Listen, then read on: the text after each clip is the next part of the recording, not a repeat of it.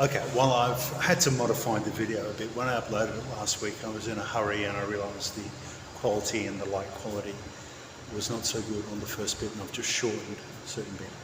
Now, this is the first bit. I'll just quickly introduce LVM Snapshots. Then I've got the command sequence starting at about 3 minutes in, and then after that I introduce the immutable backup and how easy these are to implement by just hitting the off switch on your tape system or extracting the tape. Now, first of all, this follows on from logical volume snap-off mirrors. They're related, but they are distinct. All right? What the snapshot does is make a copy on write.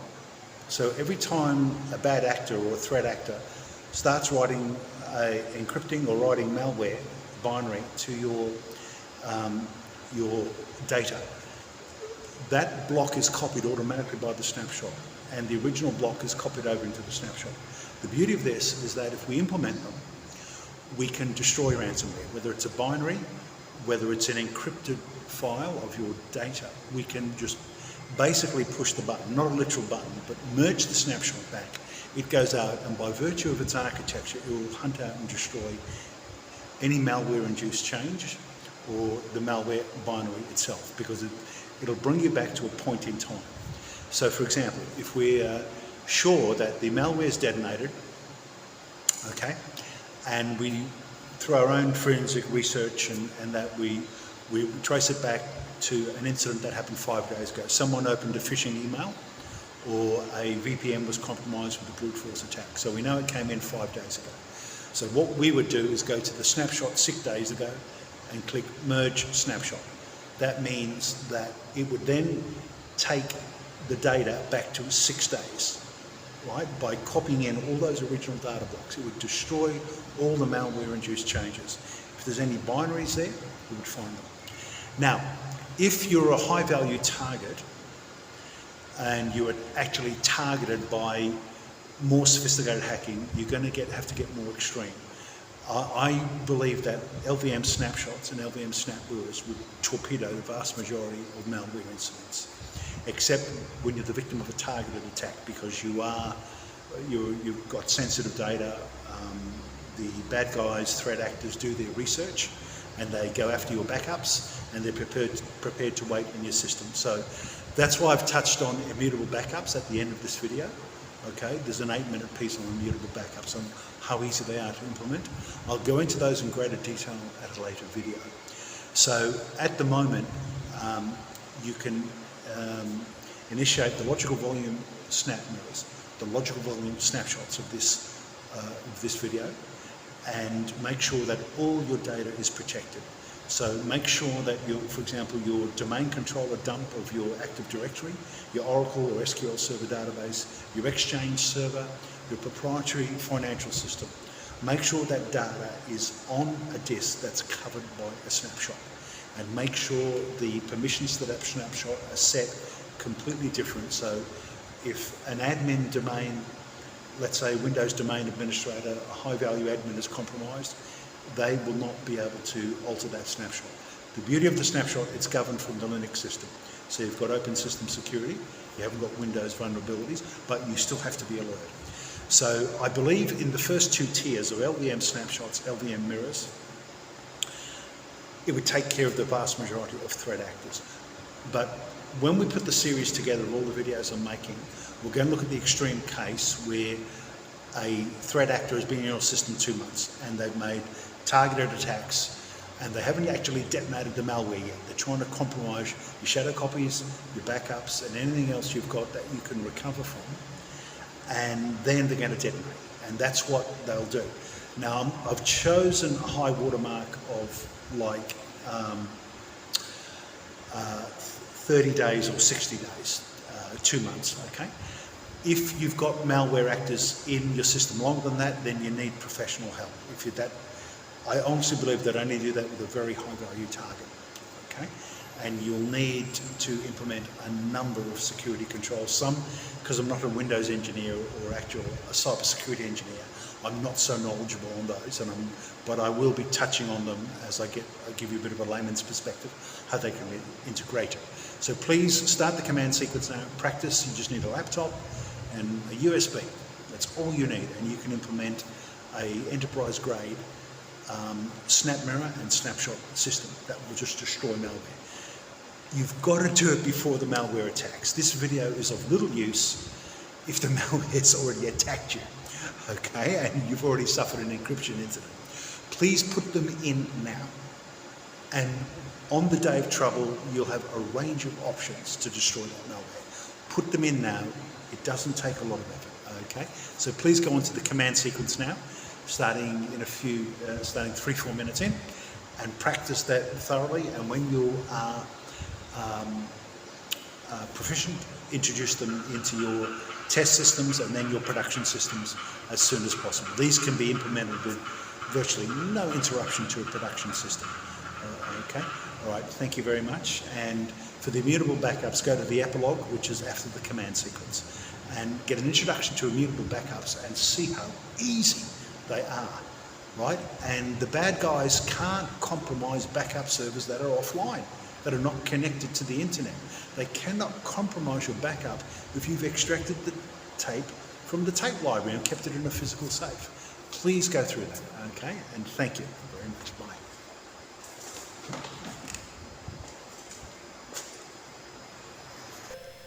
Okay, so here we go again. I've had a few false starts. You know, when you make command line type videos, you've got to get it perfect, otherwise your time gets wasted. All right, so let me just remove, before we start the official teaching, just let me do an LV remove here, because I just made a snapshot but made a little error. Okay, and I have to start again. Okay, all right, that's that. Okay, good. Okay. Sorry, I wanted L vol 0, didn't I? That's correct. Okay, yes. Okay. Now let's do the first command. Okay.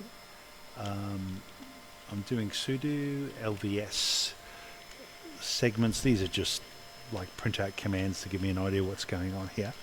Okay, devices, snap, vg, snap, vol v. Okay, so there's our volume. It's a standard volume.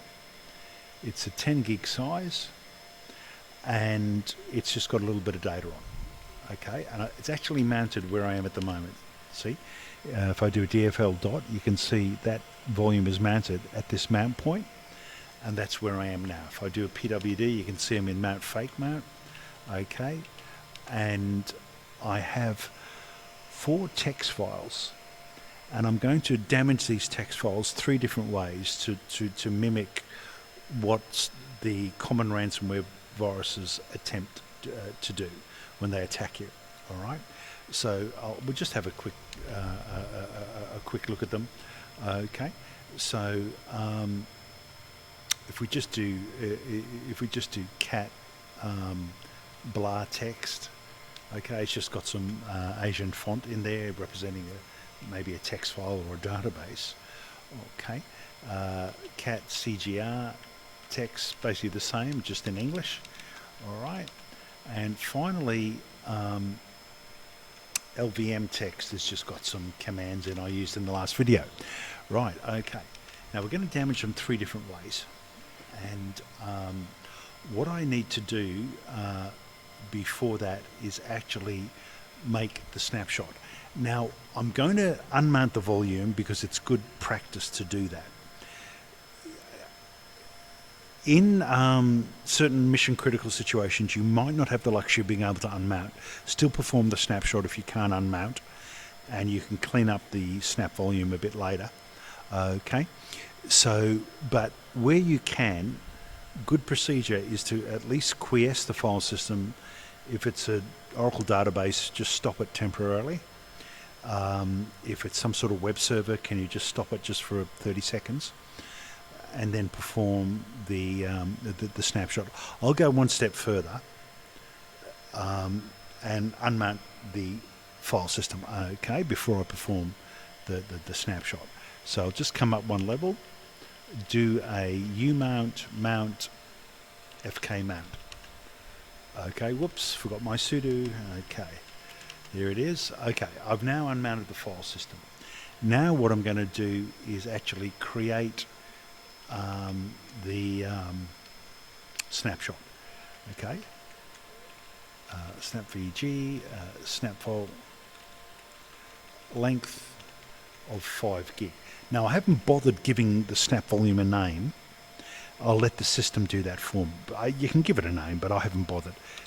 Okay, there it is, logical volume. So my snapshot is going to be called LVOL0, logical volume 0. And it was created, the S says source it from the snap volume group snapvol. That's the source of your snapshot. Okay, all right, so that's been created. Now let me remount the original volume, which is snap VG, okay, snapvol at MNT FK mount. Now just remember, basically when you mount, you've just got to put a dev string there and then use the volume group and the name of the volume, and that will generally mount without any issues.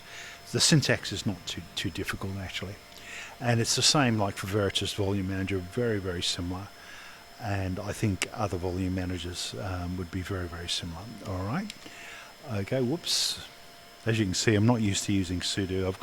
Because I'm generally on test systems, I do have the bad habit of just staying root because I just couldn't be bothered, but it's a bad habit. So here is the proper procedure. Use the sudo. Okay, that is now mounted.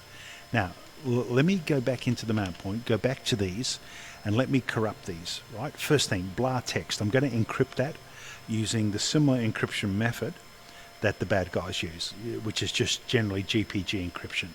So GPG, okay, my GPG name is Amanda, all right, and my output file will be BLA GPG to represent the fact that it's been encrypted, and encrypt the file BLTXT, okay, and there it is, okay, there's BLA GPG.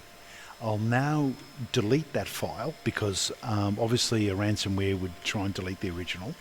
Okay, right, BLA.txt. Okay, so that's been deleted. So we've damaged one file. The next file that we'll damage will be the CGR text, and we'll do it a different way. We'll represent that the ransomware has attacked you in a different method of completely hijacking the permissions on the server and has completely locked you out, which could be a possible attack vector.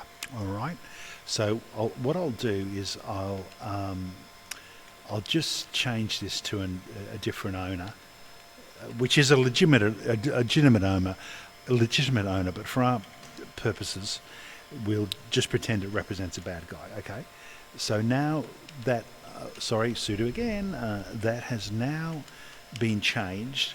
Okay, see that to an LXD owner, and we'll pretend that the LXD represents the bad guys. All right, I'll now completely mess with the permissions and take away the read, write, execute permissions. Okay, so sudo chmod 000, okay, cgr.txt. all right, now there it is there. So you would assume that that file would now be inaccessible if the bad guys had seized control of your server and had the root credentials. They could put this spurious user on. You could be locked out. Now I'll try and open it as Amanda, and it should not work, I hope.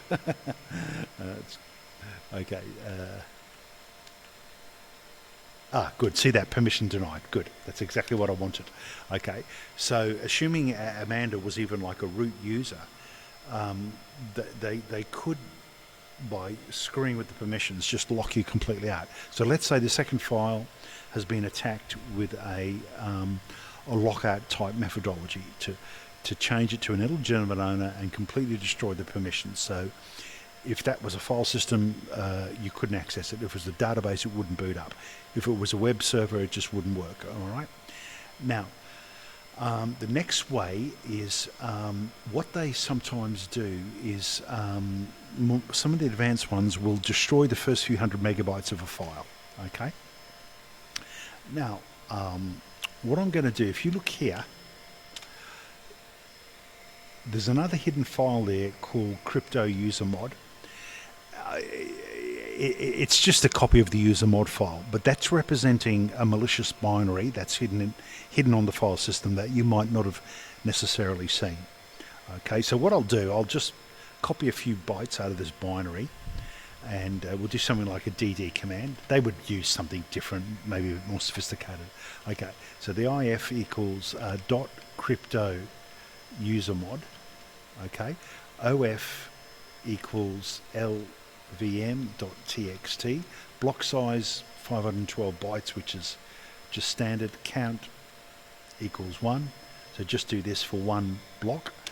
Okay, and I believe that has been done. Now if I try and open it, it either should be nothing in there or gibberish, okay, rather than English language Linux commands, and that didn't work very well. Okay, what happened there? I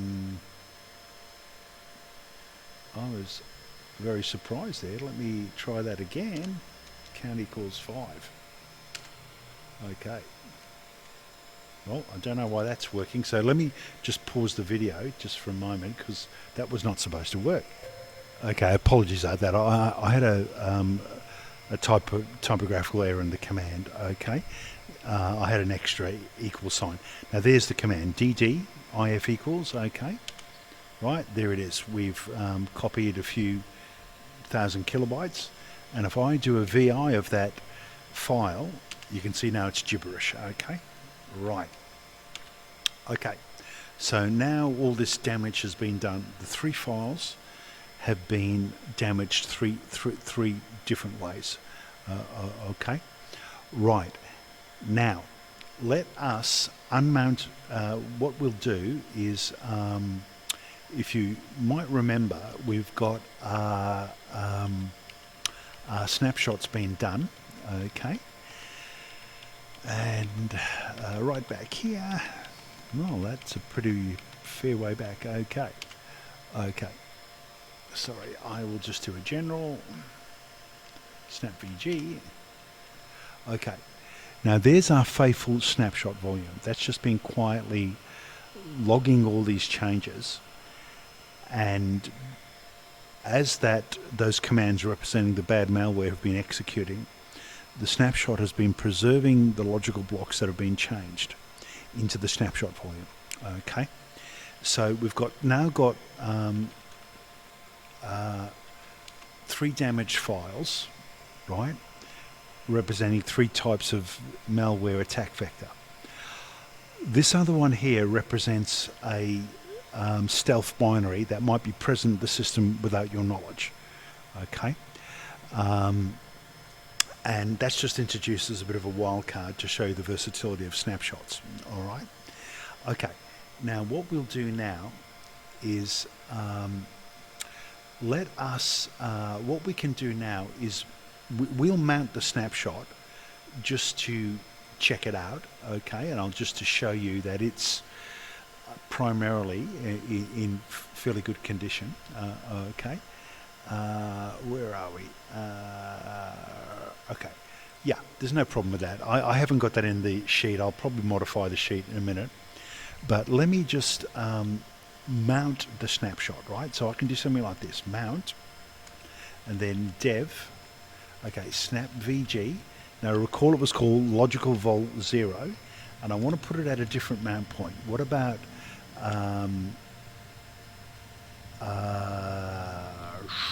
snap mount? Have I got a snap mount there? Sorry, only root can do that.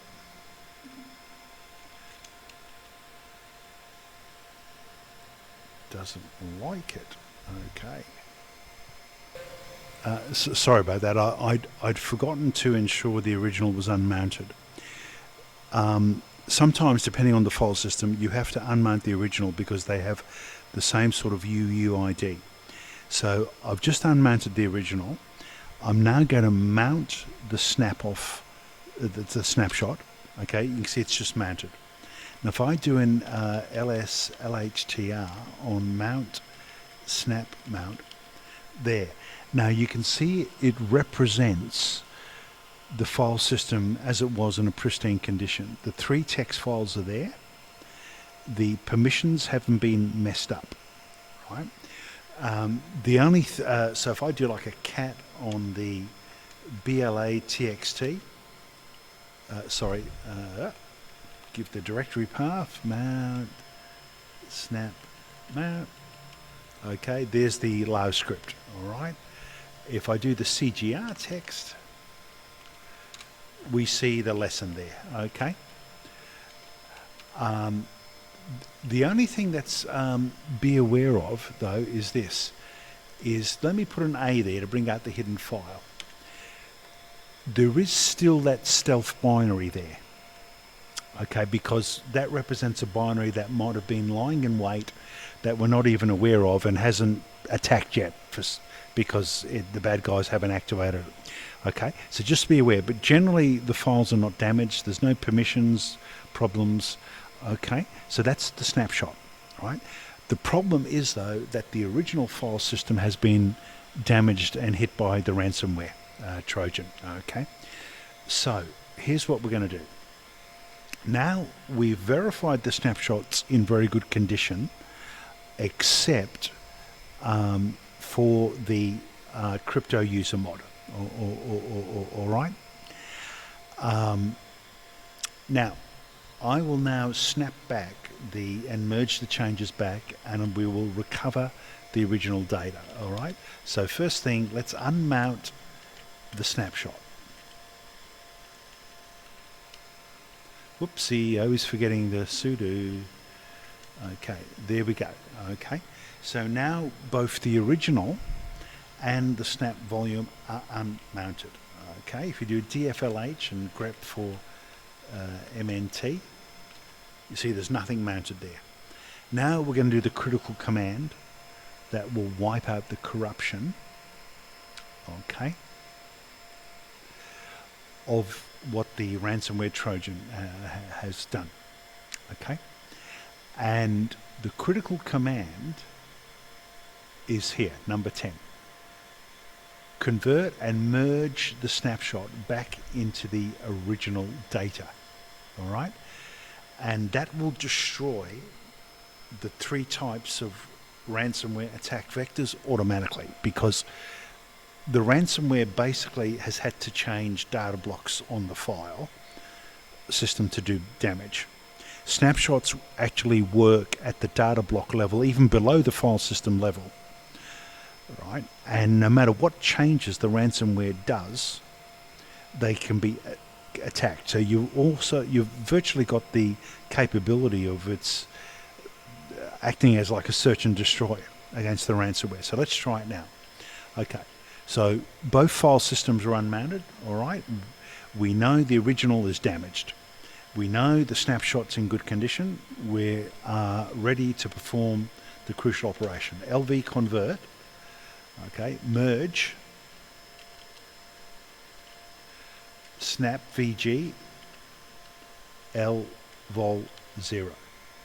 So go into the snapshot you've made and merge it back. Let's see how that goes. Whoops, I forgot the sudo, but I'll put it in before it corrects me. Okay, sorry about that. I should have a double hyphen, and there it is. Merging of snapshot has started. It's merged 99.96%. While I'm waiting, I'll put the double hyphen in. Okay, come back here. And let's see how we go. Now, if this is like a 500 gigabyte volume, this might take 2 hours, 3 hours, 4 hours, but believe me, it's worth it. Okay, merged 100%. So far, no errors.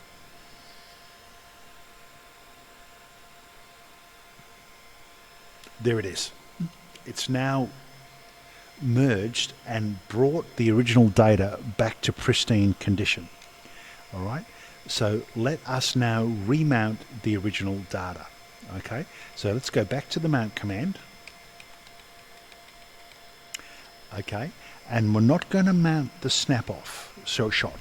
We're going to mount the snap file, which was the original data, and that was at the FK mount point, and I'll put it back there.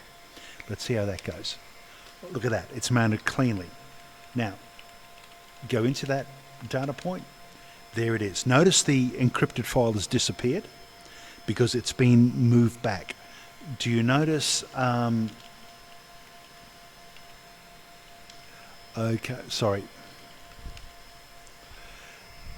That the permissions on the CGR have been restored to what they were: read, write, execute for the owner, and read, execute. The LXD malicious owner has been destroyed and reverted back. The only thing that has occurred is that I actually put this crypto user mod on the original data before I did the snapshot, so that is still there. So if we were sure, we'd done our research and forensics, and we knew that the original data volume had been attacked by the ransomware on, Thursday afternoon at 3 p.m. and this crypto user mod came in at Thursday 3 p.m. then we'd have to make sure that we used a snapshot that was performed before Thursday 3 p.m.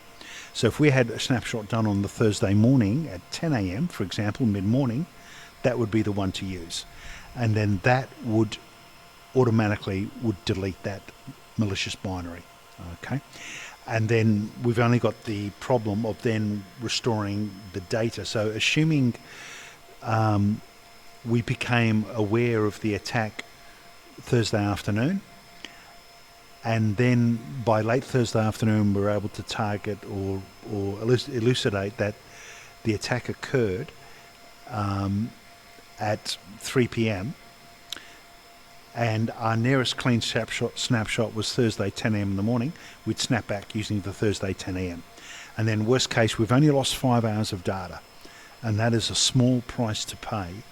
And often that 5 hours of data, if it's a banking system, can be restored with alternative methods. For example, I was involved in a large corruption of a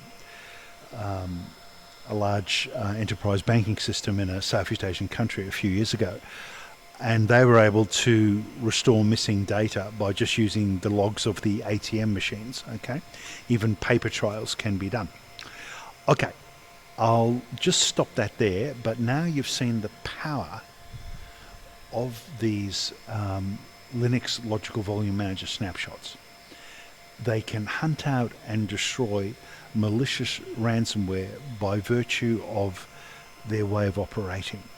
So the only thing we have to be sure of is our time frames. We have to snap back to a time that we knew the data was pristine and hadn't been compromised and didn't have a malware binary or didn't have any evidence of ransomware on the files, okay?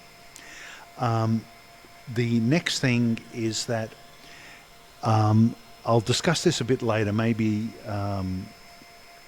and I'll put it on the sheet, is that if you have a situation where you can't unmount, you should still do the snapshot. In most cases, you will be okay. If there is some issue, it can often be addressed. For example, XFS repair can address issues on like a snapshot. So if I did, I'll use this on the original volume, XFS repair, because the snapshot's disappeared now. SnapVG, snapfall. I don't need this, but just to show you. Okay, sorry about that. Need the sudo. Okay. Now it's just warned me that it won't permit me to do it on a mounted file system. Okay, so let me do a sudo umount mount fk mount. Oops, and I'm sorry, I'm on the get out of the actual mount point. Now it occurs. Now that should work now. Yep, there it is. Okay. And you see how it's run through. If you had, you'd snapped off a file system and it wasn't unmounted and it was what we call dirty in the trade, it went down dirty, then you could just do that XFS repair on it. on your snapped off snapshot, and in the vast majority of cases, you'd find that would be okay. All right, but it's your duty to verify that and practice that and work through the issues before you have a major disaster recovery incident. That's part of your job.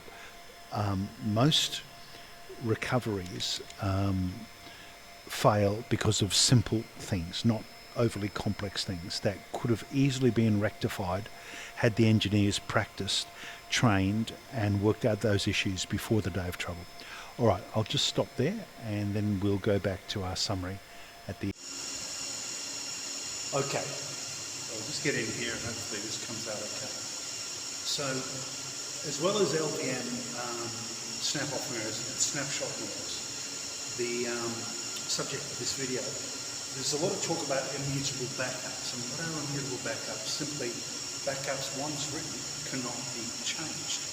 So in the series of videos, we're going to look at this situation where a hacker with virtually nation-state capabilities has been resident in your system 2 months. So they've penetrated, they haven't detonated the ransomware yet.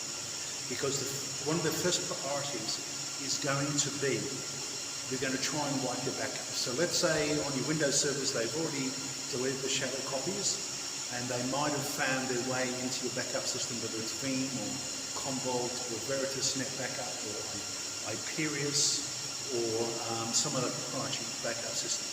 Now, this can be your first line, but also your last line of defense and your mid-line of defense, and I'll explain that later. So we're coming in that they've been in the system 2 months. So what we're going to look at is we need to get a backup that's gone. We've got verifiable evidence that they entered the system 2 months ago. So we need a backup that is in pristine condition and has not been online for 2 months. So let's go back in our time machine and pretend it's 2 months ago.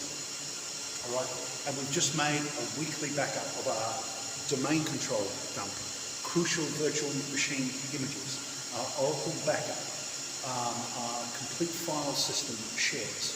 And that would easily, in a lot of cases, fit onto LTO5 tape, which is 1.6 terabyte, okay?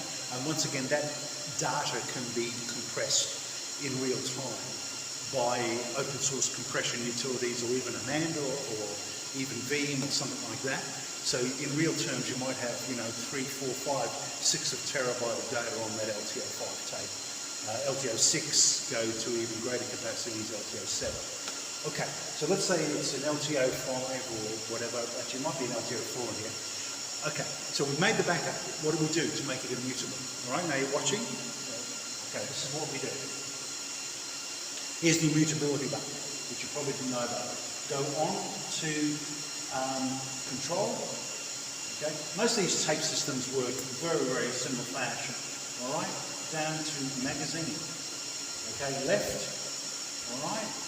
And you'll get a confirmation. We're unlocking the left magazine, all right? Now, with a bit of luck, we should be able to pull that, okay? There it is. Okay, safeguard that tape. Put it in a, actually there's an LTO4, sorry. Put it in a physical safe, a fireproof location, or another environment. The only way the bad guys can then